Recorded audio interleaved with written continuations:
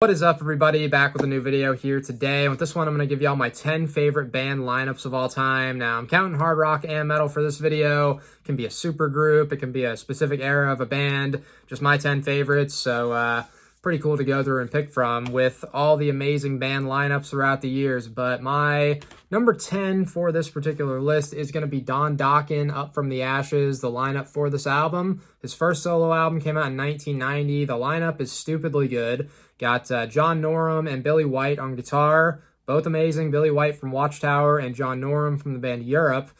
Dude, John Norum is such an incredible guitar player. I love everything about his playing. Dokken, obviously, is a fantastic singer. One of my favorites back in the day. He had a super awesome, very distinctive, melodic, awesome voice. Mickey D on the drums on this album, who at this point previously he was in King Diamond's band. Then right after this, he joins Motorhead for about 23 years from 92 up until Lemmy's passing, and he's currently in Scorpion. So amazing resume with him, fantastic drummer, and Peter Baltes on bass, which is the classic accept bass player. So freaking incredible lineup, really good album, his first solo album from 1990, as I said. Number 9, I'm going to go with Iron Maiden, circa 1983, so Peace of Mind up through 88, which is Seventh Son of a Seventh Son. Now, it's Bruce Dickinson on vocals, who's amazing. Dave Murray and Adrian Smith, great guitar duo, everybody knows. Steve Harris, maybe the best metal bassist of all time. And Nico McBrain, which this is the first album with him. Very solid, great musicians, great songwriters, amazing performers live. Seen them a couple times. All those guys are still currently in the band, just with an extra guitar player who, I like the 80s version of that lineup better. Now, number 8, I'm going to go with the classic Van Halen lineup. David Lee Roth, possibly the best frontman of all time, great showman, runs around, he used to run around the stage like a beast, jumping off of stuff, doing the toe touch, very cool. You can see him jumping right there, just electrifying performer. Eddie Van Halen, like, maybe the best guitar tone of all time, one of the best guitar players of all time. His brother Alex, who is an amazing drummer.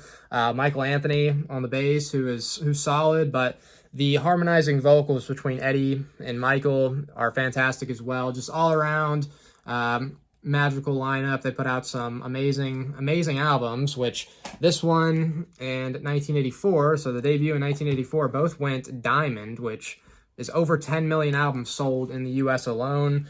They're one of the only rock bands to ever have 2 diamond albums, which I think I don't know how many exactly, but I know them and Def Leppard have done it, which Def Leppard was Pyromania and Hysteria. But yeah, Van Halen, amazing band. Now this is just like a personal favorite, which this is what my list is. Got Ted Nugent's original solo band. So super talented, some very underrated guys in the band alongside of him. Ted, obviously, to me, is a rock god, an absolute legend, very influential, great riffs, solos, tone, he's got it all. But he's also another one of the best showmen of all time. If you look at his 70s footage, like, the guy ran around like a freaking madman, Motor City Madman. But Ted, main guy of the band. We got Derek St. Holmes, who sang every song on here except for 2. I'm thinking here. The Stormtroopin' was sung by the drummer, that is Cliff Davies, which that's kind of confusing because Cliff Davies sang it on the album, but then Derek St. Holmes would sing it live. So a lot of people thought Derek is the one singing on the album, but it's actually Cliff Davies, the drummer. And also Rob Grange is freaking amazing on bass on here. If you turn Stranglehold up and listen to how good that bass tone is, just very, very awesome bass player. And overall, they were on the first 3 studio albums by Ted and Double Live Gonzo in 78, and I also said Ted sang 1 song on here. So Derek sang 8, Ted sang 1, Cliff Davies sang 1. Motor City Madhouse, Ted sings, and then Derek sings the rest of the stuff. So great lineup. I think Cliff Davies is one of the all-time great underrated hard rock drummers. Some very technical, I don't know if I'd say technical, but intricate drum work, some really cool stuff going on there. At number 6, I'm keeping it with Ted, going Damn Yankees. Amazing supergroup, probably my favorite supergroup of all time. It's it's close between this one and this next band I'm going to talk about is technically a super group as well, and they're a spot ahead. But Damn Yankees I love. Tommy Shaw and Jack Blades, I think, have the best harmonizing vocals in rock history. Just sounds absolutely angelic and amazing. Great harmonies. The vocal melodies are freaking all awesome. Ted, as I mentioned, and Michael Cardelloni on the drums, who later went on to drum on an Accept album. He has been in Leonard Skinner for a while.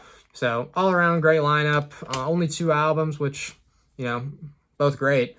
But awesome stuff from them. Number 5, I've got Rainbow, the Rising lineup, which Ronnie James Dio, Ritchie Blackmore, that alone is incredible. But also Cozy Powell, Jimmy Bain, and Tony Carey on the keyboard. So all around freaking amazing.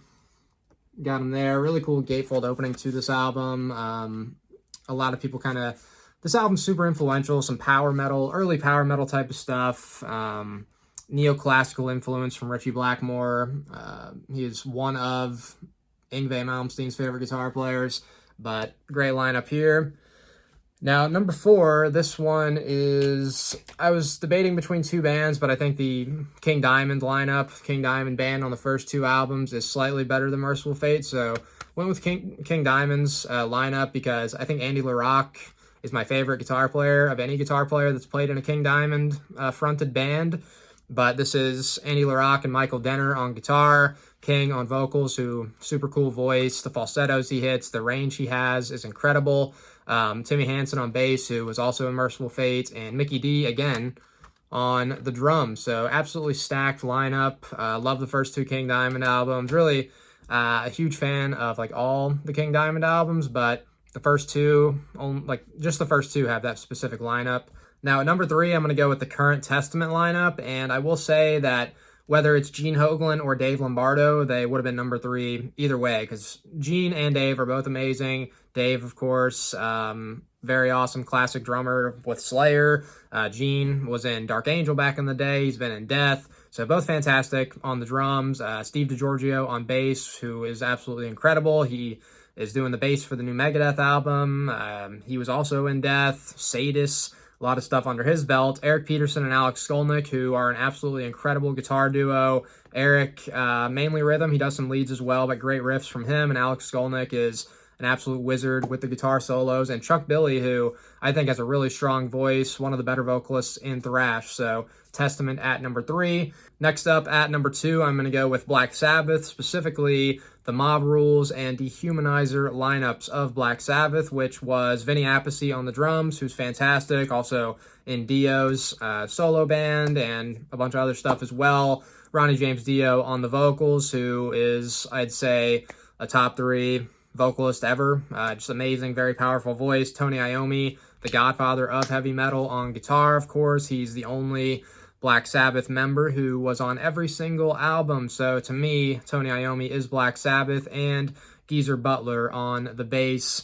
Amazing lineup. Just those 2 albums, and also the Heaven and Hell band, the Heaven and Hell band, which basically was Black Sabbath. They just had to call it Heaven and Hell for whatever stupid reason. But in my number 1, you all probably saw this coming, but it is Megadeth, the Rust in Peace era lineup, which was from Rust in Peace up through Cryptic Writings. Dave Mustaine, possibly my favorite metal frontman. I mean, he's probably my favorite metal songwriter, top 5 metal guitar player. His voice fits the music very well, I think. People like to whine and bitch about his voice sometimes, but it fits their music very well. Marty Friedman, who is my number 1 absolute favorite metal guitar player of all time. I've seen him live solo, which was just an amazing experience. It was a very small club. I was against the front rail, so he's literally, from how close my camera is, like Marty Friedman was right there. So I could have just like reached out, touched his guitar, and he was on point, played everything perfectly, did the Tornado of Souls guitar solo, which is